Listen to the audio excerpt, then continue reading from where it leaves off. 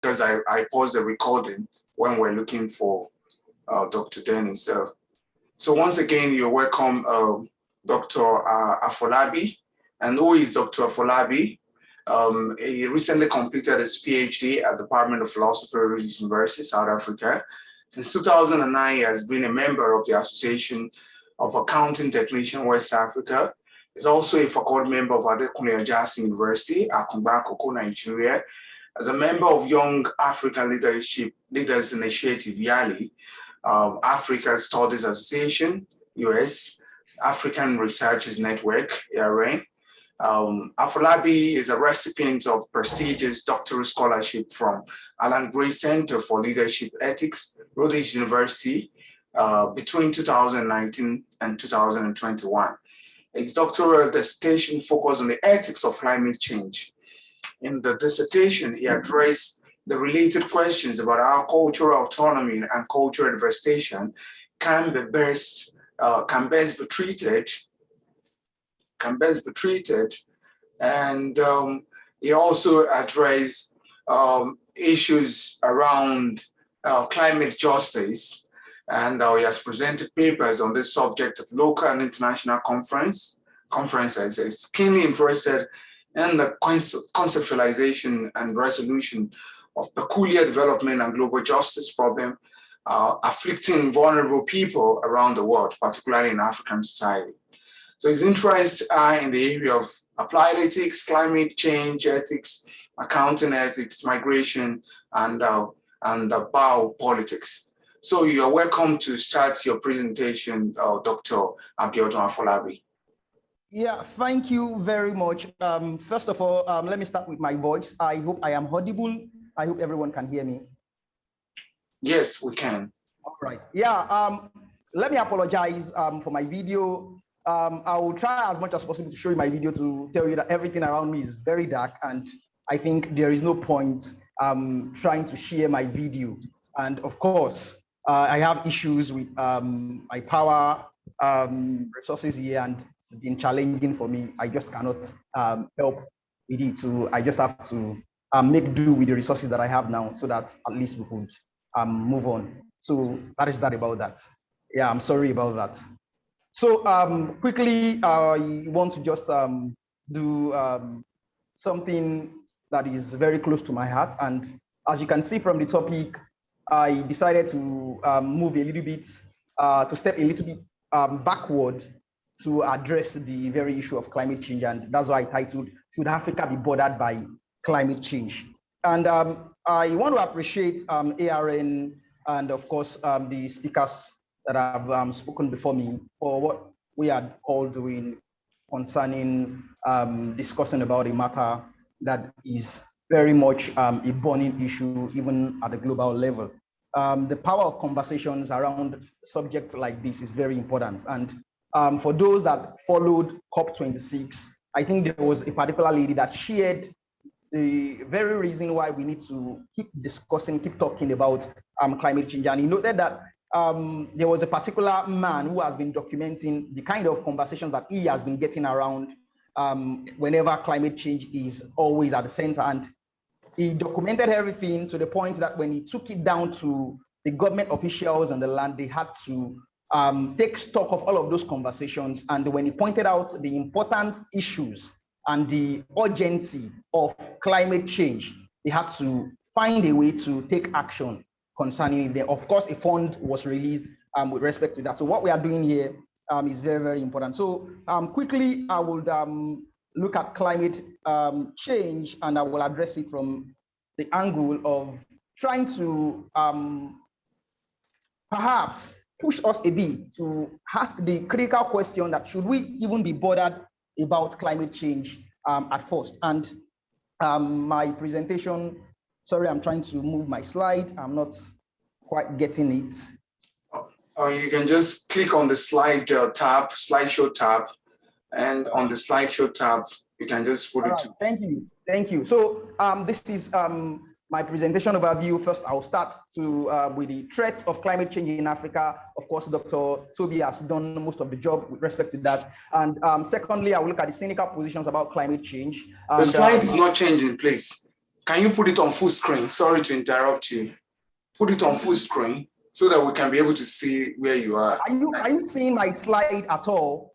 We are seeing it, but it's just on the opening whatever. Okay. So if you put it on full screen, then if you move it, we can be able to see. I'm on full screen. To be candid, I'm on full screen. So I don't understand why. Can you end the full screen? And if you end the full screen, you can change where it's projecting. Probably it's not projecting to where we are. So you can say project on primary screen.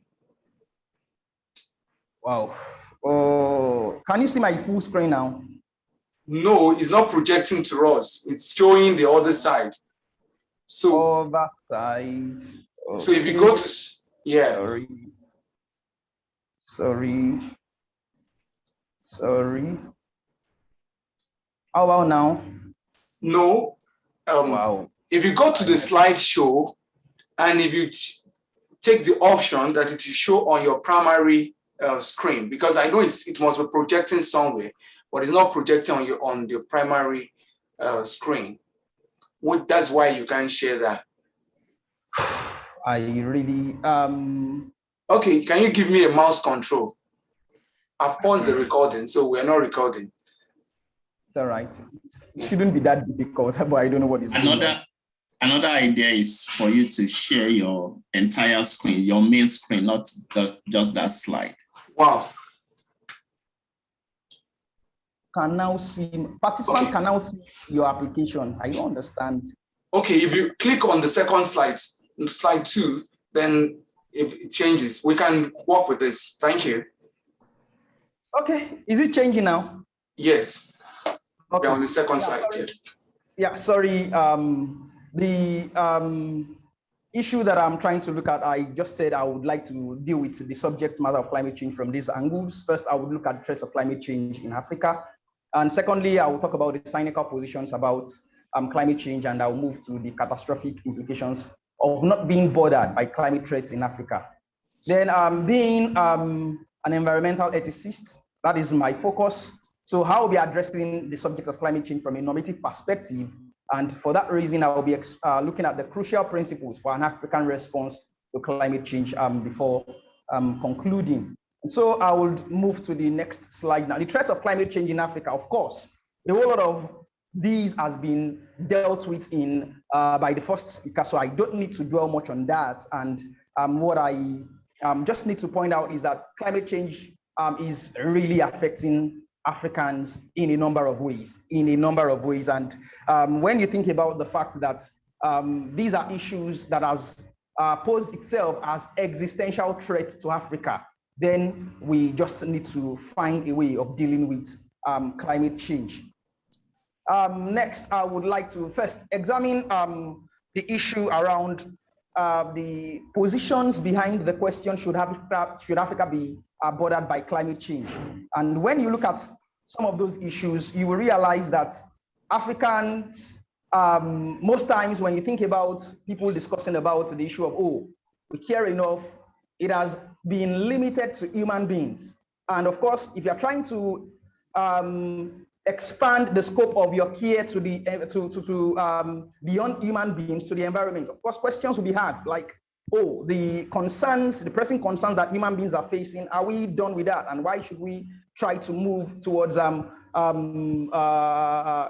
addressing issues concerning the environment? And also, when you think about the very ripe issues of racial injustice, of course, we think when we try to address racial injustice, the spate of colonialism and white subjugation all over the years, we think we just have to limit it to what has been done to human beings. We need not try to expand it to what has been done to the environment. So sometimes some of these things makes it a little bit suspicious to want to start addressing or thinking about the subject of climate change as an African. And at the same time, those who are the climate change problem, of course, when you think about it, of course, the whites were they started it all to the glaring view of everyone. And of course, when thinking about enlisting Black voices into the very debate, of course, some people could be very suspicious that, oh, would it be another sinister plan to try and get into Africa's lands, or perhaps Africans' mind, in a sort of subtle reverse colonialism. And of course, no one wants to think about the days of colonialism and the kind of things that could happen to Africans. So that is why a whole lot of people are quite suspicious about climate change at this point in time. And of course, when trying to move beyond that to address why I think Africa should be bothered by climate change, I think we have to look at the implications. The implications are very, very important. That is, if we do not try to address climate change, what are the implications? Do we need to be silent? Do we need to be passive? Do we need to be nonchalant about the problem of climate change? Of course, the direct impact of climate change, how it affects our lives and livelihoods, have been brought to fore by Dr. Murakinyo. But then let's just look at some important reasons why not addressing climate change will be catastrophic for us as Africans. The very notion that we now realize that the atmosphere is a common resource that the world shares. And this understanding, of course, 30 years ago, 40 years ago, has not been so much popular around us. But now we realize that, and if we realize that, and now there is a climate emergency, of course, we cannot be nonchalant, we cannot be passive about that very emergency, because our silence, our passivity will be economically, socially, and even technologically detrimental. And when we think about the fact that the very issue of climate change, our contribution to it as Africans is very meager, it's very limited. And of course, from records, we hear that it's just about 3% contribution that Africans have towards climate change. And so trying to stay aloof or to stay on the sidelines of dealing with climate change would not be a good, would serve as a disservice to Africans. Now, another important point about Africans being bothered about climate change.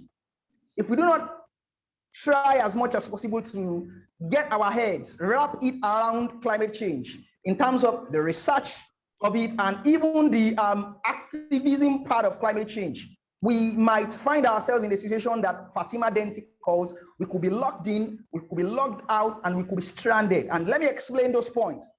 Fatima Denti makes it clear that if we do not try to address climate change as Africans, we could be locked in simply because our reliance on fossil fuels could become something that would no longer be useful to the world out there.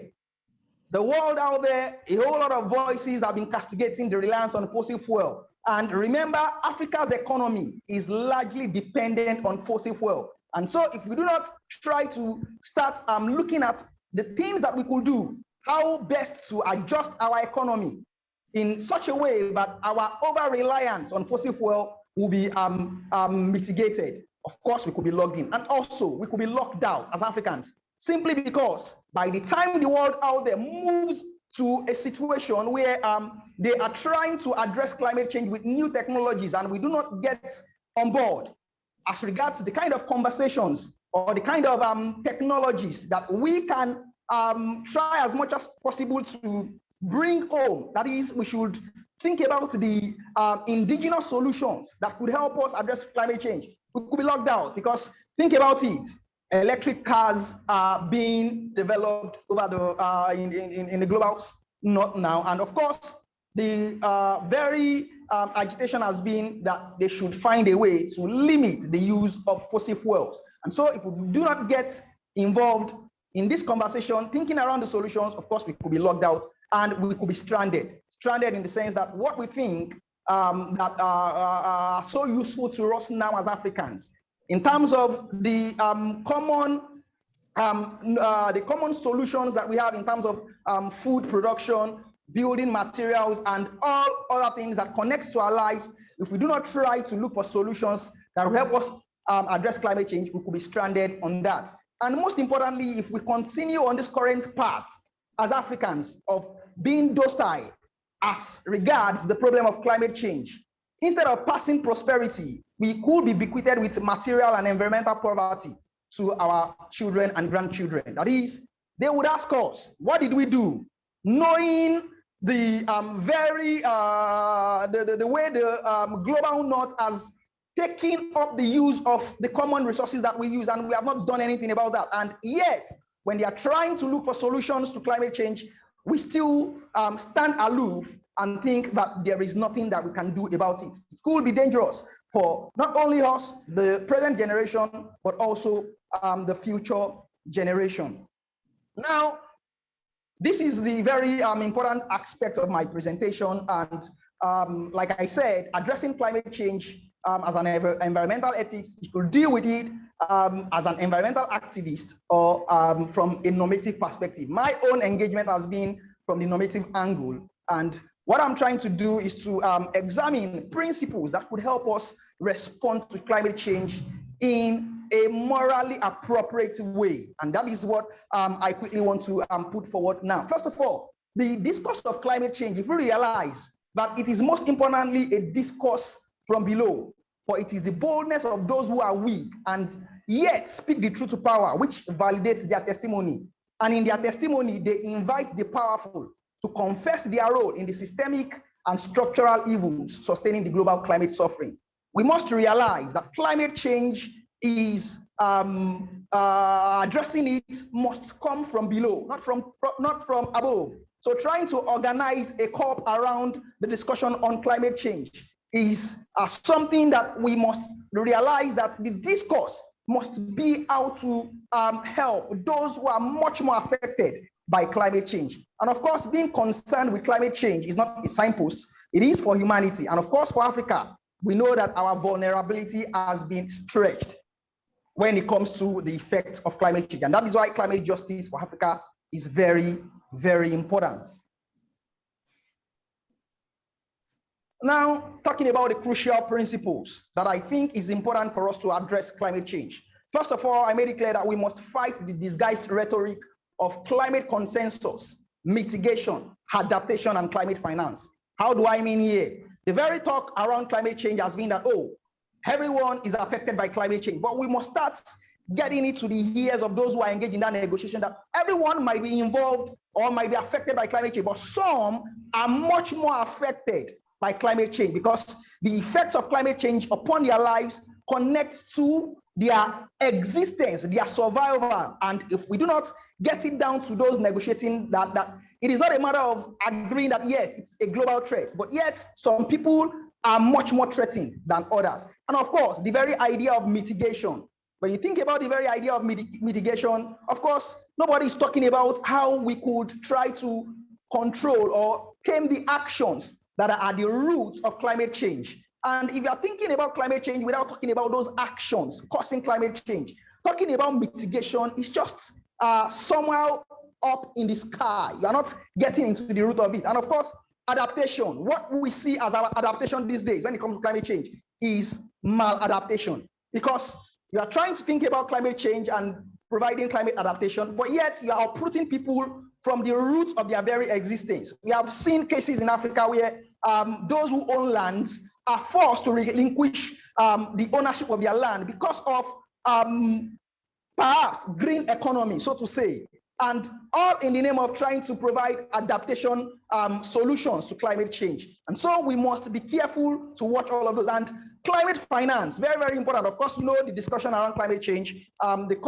COP26 have been very much agitating that the climate finance that is due to the global south, the wealthy nations must provide that. But then we must be careful about that narrative too, because what we call about that is being posted to us as climate finance ought to be climate reparations. Because if it is still dubbed climate finance without making it a matter of compulsion for those who have actually caused climate change to pay for those damages, of course, it will still become something that they will keep gathering every year to talk about without any solution to that.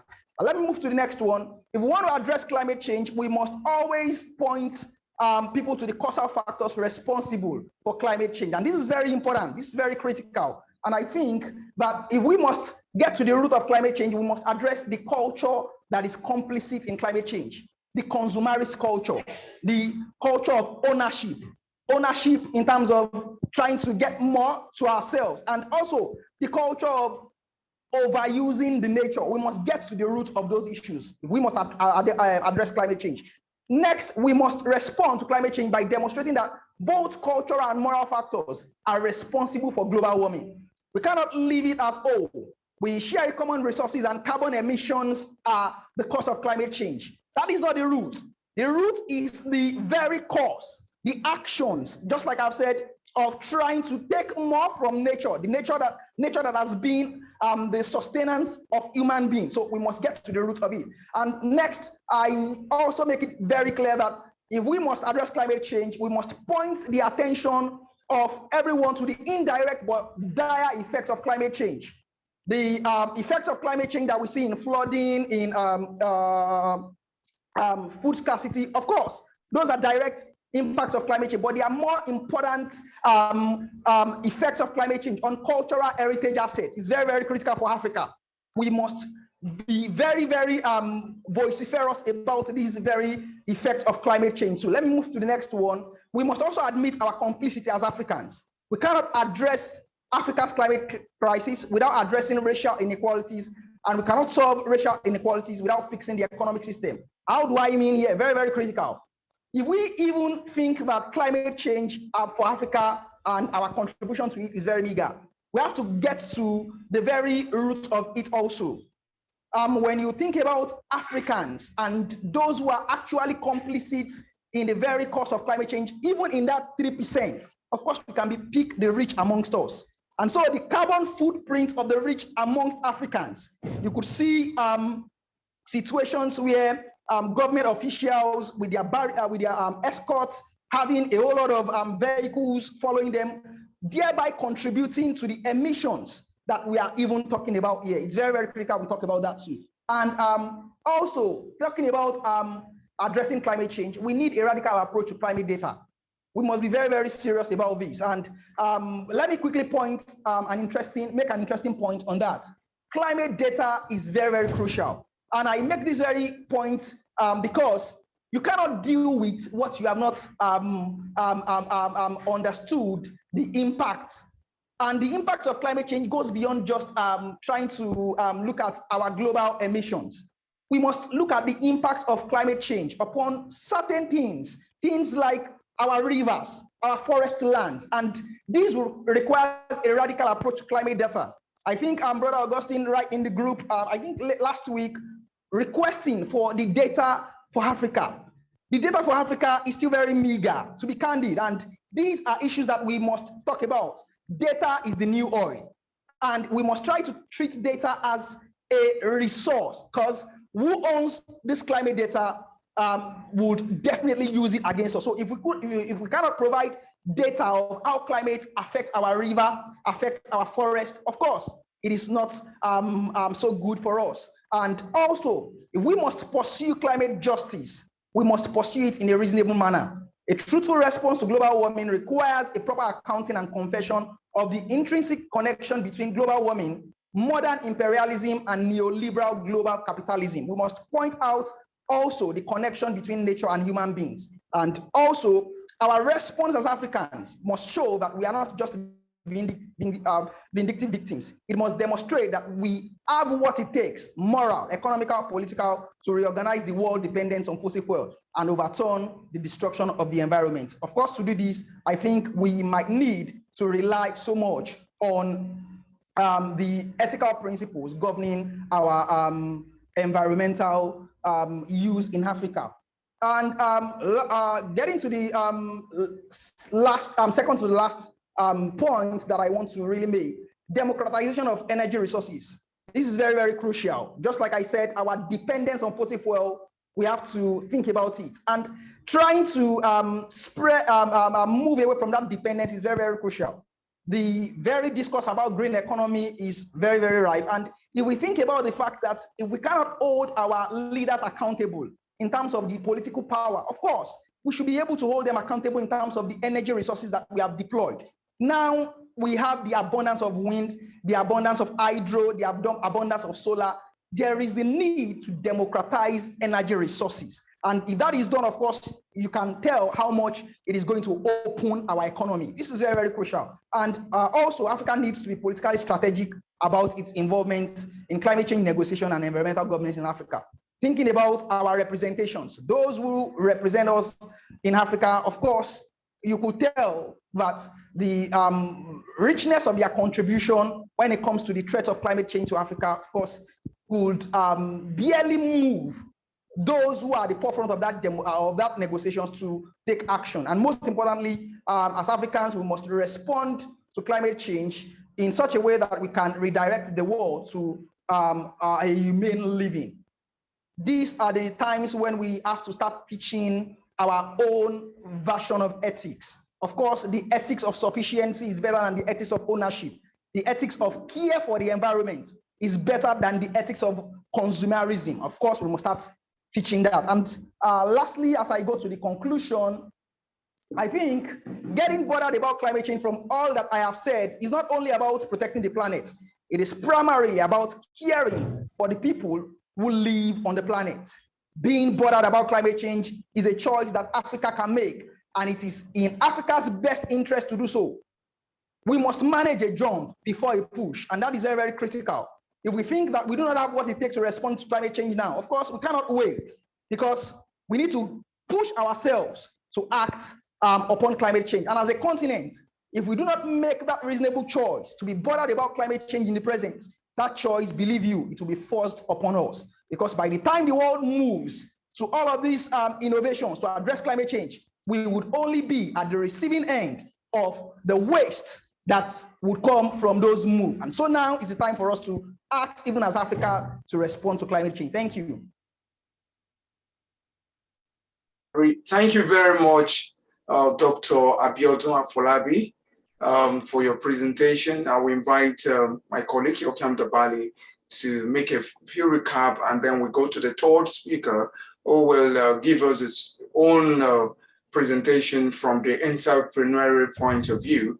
We have received Dr. Toby from the scientific point of view with data, and we have just listened to Dr. Afolabi. Then we take the third person. So please, Yokiam, step in. Okay. Thank you, Brother Augustine.